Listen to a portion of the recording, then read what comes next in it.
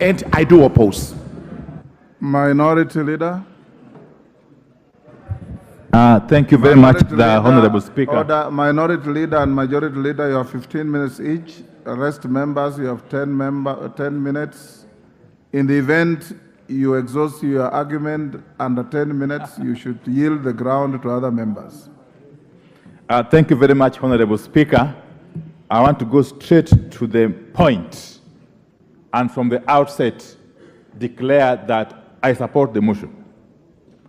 And I want to thank most profusely the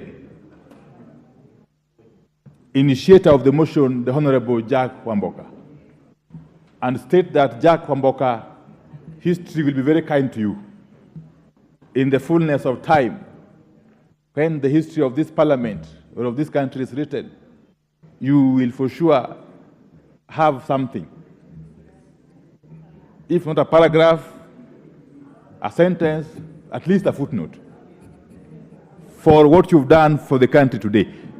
And let me say this, Honorable Speaker, that listening keenly to the submissions by Honorable Wamboka and having scrutinized into detail the documents that have been presented, the annexures, and so on and so forth, I am more than convinced that the Cabinet Secretary, the Honorable Linturi, has actually fallen short of the requirements of the Constitution as a holder of a public office. And indeed, the Honorable Jack Wamboka has clearly drawn a linkage between the conduct of Honorable Linturi and the grounds outlined under Article 152. Under Article 152, sub-Article 4A, if I'm not wrong. Article 152, sub-Article 6, the three grounds upon which a Cabinet Secretary may be subjected to a motion such as this one, Honorable Speaker. And I won't belabor the point. The Honorable Speaker, let me start by saying, again, that the conduct of the Cabinet Secretary as captured, as depicted in the submission by Honorable Wamboka, as depicted, as captured in the documents that have been attached to the motion, clearly point to a situation where the CS has gone against the national values and principles of governance under Article 10, and specifically Article 10, sub-Article 2C, that is national values and principles of governance, including good governance, integrity, transparency, and accountability, among other things. Honorable Speaker, a person holding the office of a Cabinet Secretary is not a small person. The Constitution under Article 152 provides for the Cabinet, and we all know the composition of the Cabinet. And the Cabinet Secretary is a member of the Cabinet under Article 152. Honorable Speaker, the Constitution goes further.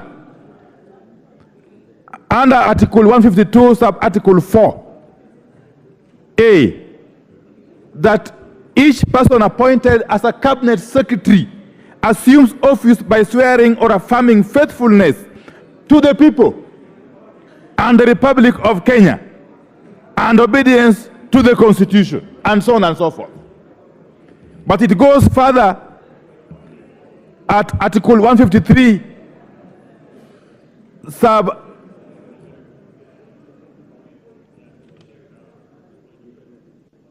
it goes further, Honorable Speaker,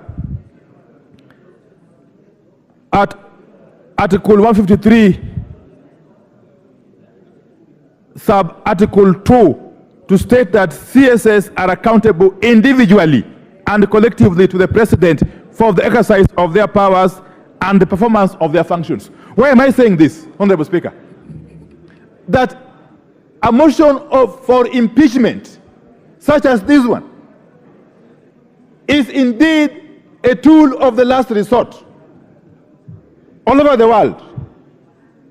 In all mature democracies, parliaments such as this one resort to impeachment motions, impeachment processes, as an action of last resort. Because the Constitution provides for avenues through which a CS can vacate office under the Constitution. One of them is through dismissal by the appointing authority. Another one is by resignation. The third one is through this process of impeachment. Honorable Speaker, the appointing authority and Honorable Linturi could have saved the time of this House and indeed the country by doing what is necessary. Honorable Linturi by now should have actually voluntarily resigned. Failure to do so, Honorable Speaker, the appointing authority, who is the President of the Republic of Kenya, should have taken the action, the most logical action, and fired Honorable Linturi. But because both Linturi and the President have failed to do what the Constitution requires them to do, this House has got a duty, therefore, under the Constitution, to take the action that it is currently contemplating taking by sending this Cabinet Secretary home, Honorable Speaker. I have looked at the issues which have been raised, Honorable Speaker. It sounds like something from Hollywood, Honorable Speaker. You may think you are watching a movie, that a whole Cabinet Secretary can storm the premises of a private company, that is Kel's Chemicals Limited, and direct, in fact, attempt to frog march the management of the company to go and participate in a press conference at the premises of NCPB and take responsibility over something that the Cabinet Secretary is culpable, directly culpable. Honorable Speaker. Honorable Speaker, food production, the matter of food security, and I wish honorable members would listen to me. The matter of food security and food production generally is a matter that touches directly on national security. And therefore, any time, any moment, there is evidence of tampering with the production of food in this country,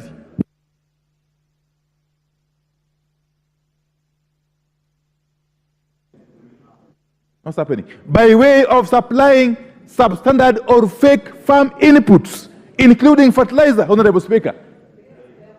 In some countries, you would be actually be summarily executed. In some countries,